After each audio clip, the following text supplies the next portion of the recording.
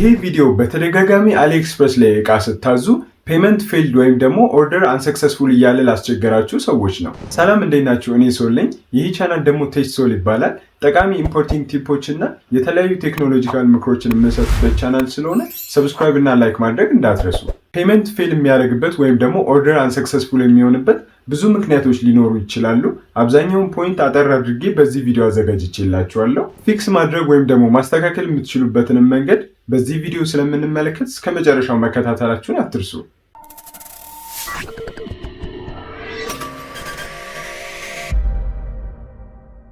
ስለዚህ እዚህ ቪዲዮ መግቢያ ላይ እንደተነጋገርነው ኦርደር አንሰክሰስፉል የሚላችሁም ሰዎች ፔመንት ፌልድም የሚላችሁ ሰዎች እያንዳንዱን ነገር ብሬክዳውን አድርጌ በዚህ ቪዲዮ ያለውን አስረዳችኋለሁ።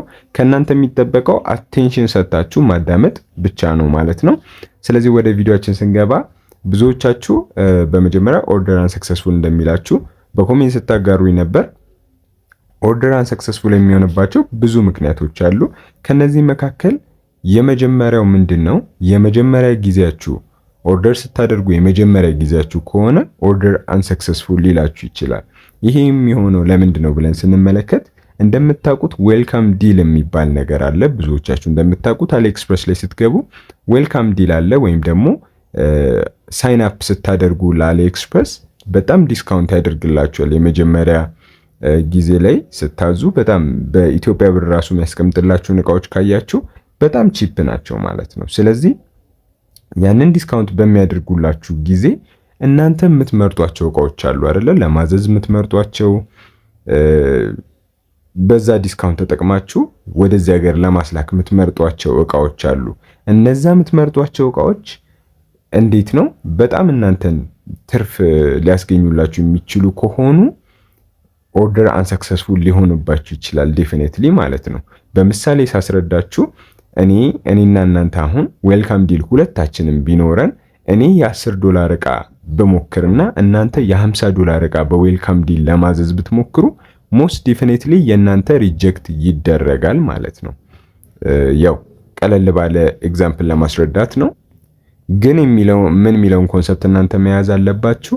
the more expensive item ባዘዛችሁ የምታዙ ከሆነ ሪጀክት ሊደረግ ይችላል። ምክንያቱም ዌልካም ዲል ላይ በጣም ዲስካውንት ስለሚያደርግላችሁ እናንተ ውድ ነገር ካዘዛችሁ እነሱን ወደ ኪሳራ ሊድ ስለሚያደርጋቸው ላይፈቅዱላችሁ ይችላሉ። በተቃራኒው ረከስ ያሉ እቃዎችን ለማዘዝ ከሞከራችሁ ግን ይሳካል ማለት ነው። ኦርደር አንሰክሰስፉል የሚላችሁ ብዙዎቻችሁ በዛ ምክንያት ነው ማለት ነው። በሁለተኛ ደረጃ ደግሞ ኦርደር አንሰክሰስፉል የሚልበት የመጀመሪያው ምንድነው? አውት ኦፍ ስቶክ የሆኑ እቃዎችን ስታዙ ነው ማለት ነው። ለምሳሌ አንድ እቃ እኔ ይህንን መነጽር ተመችቶኝ ላዘው ልፈልግ እችላለሁ። በምትገዙ ጊዜ ባይናው ብላችሁ ቀጥታ ስቶክ ላይ አሁን አንድ እቃ ቢሆን የቀረው ባይናው ብላችሁ ልታዙት ስትሉ አንድ ሰው ከናንተ ቀድሞ የሚገዛው ከሆነ ወይም ደግሞ ያ እቃ አውት ኦፍ ስቶክ የሚሆን ከሆነ ማዘዝ አትችሉም ማለት ነው። አውት ኦፍ ስቶክ ይሆናል ያ እቃ ወይም ደግሞ መጋዘን ውስጥ አይኖርም። ለዛ ስታዙት ኦርደር አንሰክሰስፉል ይላችኋል ማለት ነው። ምክንያቱም እቃው ከሌለ ምንም ሊያደርሱላችሁ ትዕዛዛችሁን መቀበልም አይችሉም። ስለዚህ ኦርደር አንሰክሰስፉል ሊልባችሁ ይችላል። ይህ ሁለቱ ነው። ሁለቱ ኢን ሞስት ኬዝስ ከሁለቱ አይዘልም። ከዚህ ውጪ ካለ ኮሜንት ላይ ጻፉልኝ፣ ሪፕላይ አደርጋለሁ። በሁለተኛ የምንመለከተው ደግሞ ፔመንት ፌልድ የሚልባችሁን ሰዎች ነው። አብዛኛው ጊዜ ደግሞ ፔመንት ፌል የሚያደርግባቸው ምክንያቶች የመጀመሪያው ምንድነው? እቃውን ልታዙ ስትሉ የሚሰጣችሁ ካርድ አለ አይደል? ማስተር ካርድ ወይም ደግሞ ዲጂታል ካርድ ይኖራል። የዛ ካርድ ላይ ያሉ የተለያዩ ኢንፎርሜሽኖች አሉ የምታውቋቸው ከሆነ እንደ ሲቪቪ፣ ኤክስፓየር ዴት፣ ስማችሁ፣ የተለያዩ ኢንፎርሜሽኖች አሉ ካርዱ ላይ። እነዛ ላይ ካርዱ ላይ ያሉትን ኢንፎርሜሽኖች ወደ አሊኤክስፕረስ ወይም ደግሞ ሺፒንግ አድረሳችሁ የካርድ ኢንፎርሜሽናችሁን ወደ ፕላትፎርሙ አድ በምታደርጉበት ጊዜ ወይም ደግሞ ካርዳችሁን ከፕላትፎርሙ ጋር በምታገናኙ ጊዜ እነዚህን ኢንፎርሜሽኖች የምትሳሳቱ ከሆነ ፔመንት ፌል ሊያደርግባችሁ ይችላል። ይህንን እንዴት ነው ማስቀረት የምትችሉት? ዲጂታል ከሆነ ያላችሁ ቀጥታ ካርዱ ያላችሁ ዋሌታችሁ ላይ ትገቡና ከዛው ላይ ኮፒ እያደረጋችሁ ቀጥታ ኮፒ ፔስት እያደረጋችሁ ማስገባት ትችላላችሁ። ይሄ በተለይ ቁጥሩ ረዘም ስለሚል አንዳንዴ መሳሳት ነገር ሊኖር ይችላል። ወይም ደግሞ ኬርፉል እያያችሁ እያንዳንዱን ነገር ማስገባት ይኖርባችኋል። እቺን ከተሳሳታችሁ ካርዱ ላይኖር ይገናኛል። ካርዱ ግን ላይኖር ስለሚችል ፔመንት ፌል ያደርግባችኋል ዴፊኔትሊ ማለት ነው። በሁለተኛ ደረጃ ደግሞ ምንድነው ካርዳችሁ ላይ ዶላር እንደምታውቁት ያስፈልጋል ማንኛውንም እቃ ለማዘዝ። ካርዳችሁ ላይ ግን ያለው ዶላር ካለቀ የሚያስፈልጋችሁ $5 ከሆነ አካውንታችሁ ላይ ያለው ደግሞ ካርዳችሁ ላይ ያለው $3 ከሆነ ያንን እቃ ማዘዝ አትችሉም ማለት ነው።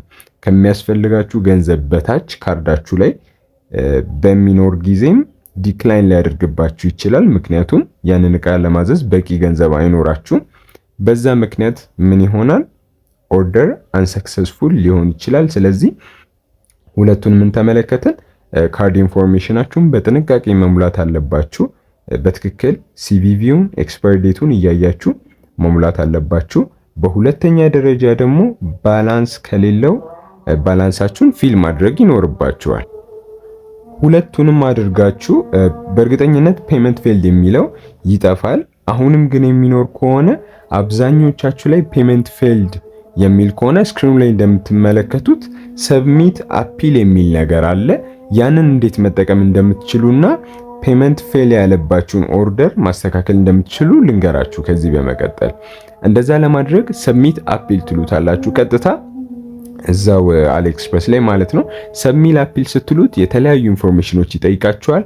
ስማችሁን፣ ካርድ ኢንፎርሜሽናችሁን፣ ባንክ ስቴትመንትም ሊላችሁ ይችላል። እነዚህ ነገሮች ሲጠይቃችሁ በጥንቃቄ የምነግራችሁ ነገሮች ካስገባችሁ ፔመንት ፌልድ የሚለውን ማስለቀቅ ትችላላችሁ ማለት ነው። እነዚህን ኢንፎርሜሽኖች በሚጠይቋችሁ ጊዜ አሊኤክስፕረስ ምንድነው የምታስገቡት? አይዲ ከጠየቋችሁ የእናንተን ናሽናል አይዲ ገቨርንመንት ኢሹድ የሆነ መንግስት የሰጣችሁን ናሽናል አይዲ ወይም ደግሞ አይዲ ታስገባላችሁ ማለት ነው። በሁለተኛ ደረጃ ደግሞ ባንክ ስቴትመንት ይጠይቋችኋል። ባንክ ስቴትመንት እንደሚታወቀው እቃውን ያዘዛችሁት እቃ አለ አይደለ? ያንን እቃ ያዘዛችሁበትን ባንክ ስቴትመንት ሲጠይቃችሁ ትገቡና ካርዳችሁ ላይ ማንኛውም ለምሳሌ ቢትኖብ የምትጠቀሙ ሰዎች ቢትኖብ ላይ ትገቡና ኖቲፊኬሽን አለች። ኖቲፊኬሽኗ ላይ በምትገቡ ጊዜ የተለያዩ ክፍያ የፈጸማችሁባቸውን ገንዘቦች ያመጣላችኋል። $10 እቃ ለማዘዝ ከሞከራችሁ የ10 እቃ ዶላር ልታዙ ሞክራችሁ ነበር ግን ዲክላይን አድርጓል ብሎ ያመጣላችኋል እዛ ጋር ኖቲፊኬሽን ላይ ማለት ነው። ያቺን ስክሪንሻት ታደርጉና ምን ላይ ታስገባላችሁ? አሊኤክስፕረስ ላይ ሄዳችሁ ባንክ ስቴትመንት ላይ የሚለው ላይ ታስገባላችሁ። ምክንያቱም እኛ የምንጠቀመው ዲጂታል ካርድ ስለሆነ ባንክ ስቴትመንት ፕሮቫይድ ማድረግ አንችልም። እኛ ኦንላይን ነው የከፈልነው። ስለዚህ ያንን ስክሪንሻት አድርጋችሁ ካስገባችሁ ይቀበሏችኋል፣ መጠቀም ትችላላችሁ። ግዴታ በፔፐር መሆን የለበትም። ብዙ ጊዜ ባንክ ስቴትመንት ሲባል ሰው የሚያስበው በፔፐር ወይም ደግሞ በሌላ ነገር የሚገባ ነው የሚመስለው። ያ እንደዛ አይደለም። የንግድ ባንኩን ላይ አስገብቼ አውቃለሁ የሚሉ ሰብስክራይበሮች ገጥሞኝ ስለሚያውቁ ነው። ሌላ ምን ኢንፎርሜሽን ይጠይቃችኋል? ካርዳችሁን ይጠይቃችኋል። ያላችሁ ፊዚካል ማስተር ካርድ ከሆነ ፎቶ አንስታችሁት አታች ታደርጋላችሁ። በአብዛኛው ደግሞ እንደኛ ዲጂታል ማስተር ካርድ ከሆነ የምትጠቀሙት ምንድነው የምታደርጉት? ዲጂታል ማስተር ካርዱ ስልካችሁ ላይ ያለውን ኢንፎርሜሽኖቹ እንዲታዩ አድርጋችሁ ስክሪንሻት ታደርጉታላችሁ። ያንን አታች ታደርጋላችሁ ማለት ነው። እነዚህን 3 ነገሮችና በተጨማሪ ስማችሁንና የተለያየ ነገር ሊጠይቃችሁ ይችላል። ያንን ካስገባችሁ በኋላ በእርግጠኝነት ሰብሚት አፒሊንጉን ይቀበሏችኋል። እቃችሁንም በተስተካከለ መንገድ ኦርደር ማድረግ ትችላላችሁ ማለት ነው። በዚህ ቪዲዮ የጠቀስኩላችሁን የተለያዩ ነገሮች ካደረጋችሁ በእርግጠኝነት ሁለቱንም ሶልቭ ማድረግ ትችላላችሁ። ቪዲዮውን እስከዚህ ድረስ ከተመለከታችሁት ደግሞ ኮሜንት ላይ እስኪ ቴች ሶልቭ ብላችሁ አስቀምጡልኝ። የዛሬውን ቪዲዮ በእርግጠኝነት ወዳችሁታል። በቀጣይ ቪዲዮ እስከምንገናኝና እንዲሰራ የምትፈልጉት ደግሞ ካለ በኮሜንት ሴክሽን አሳውቁኝ። በቀጣይ ቪዲዮ እስከምንገናኝ ቸር ሰንብቱልኝ። ቻው።